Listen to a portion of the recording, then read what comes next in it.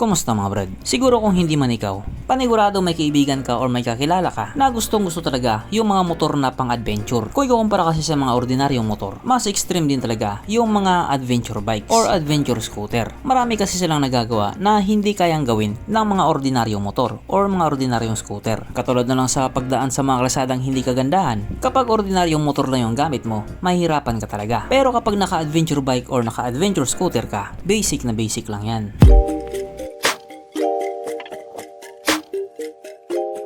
Pero syempre bago tayo magpatuloy, kung bago ka pa lamang napadpad dito sa aking walang kwentang channel, huwag ka na mag-subscribe.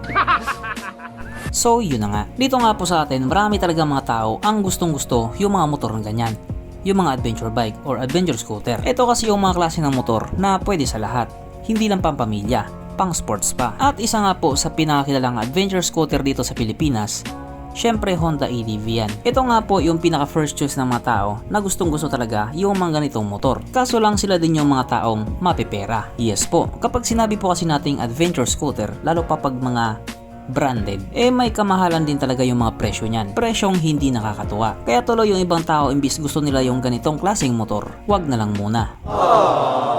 At dahil nga po sa mga pangyayari na yan, to the rescue, yung Made in China, Pat China. Kung nyo nga pong matatandaan, December last year, may isang motor o may isang adventure scooter na ipinakita, si Rusi. Na noong mga panahon nga po na yun, demo unit pa lamang. At nung nakita nga po nila itong demo, nag-react din yung mga demonyo.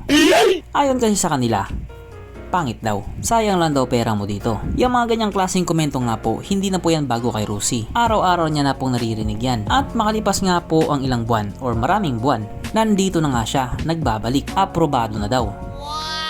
Kaya yung mga taong desidido, excited. Pero syempre yung mga dating bitter, hanggang ngayon bitter pa din. Hindi pa rin talaga nagbabago yung stand nila. Negatibo pa rin talaga sa nila itong motor na ito. Hindi, wow. Ayon nga po sa mga admin ng Rusi, pina-finalize pa daw nila ito. Ibig sabihin wala pa silang dinidisclose na specs at mga features at pati na rin yung presyo. At yan nga po yung pinakainabangan ng maraming tao, yung presyo. Kasi kapag nagpresyong piso dus lang yan, panigurado sold out yan.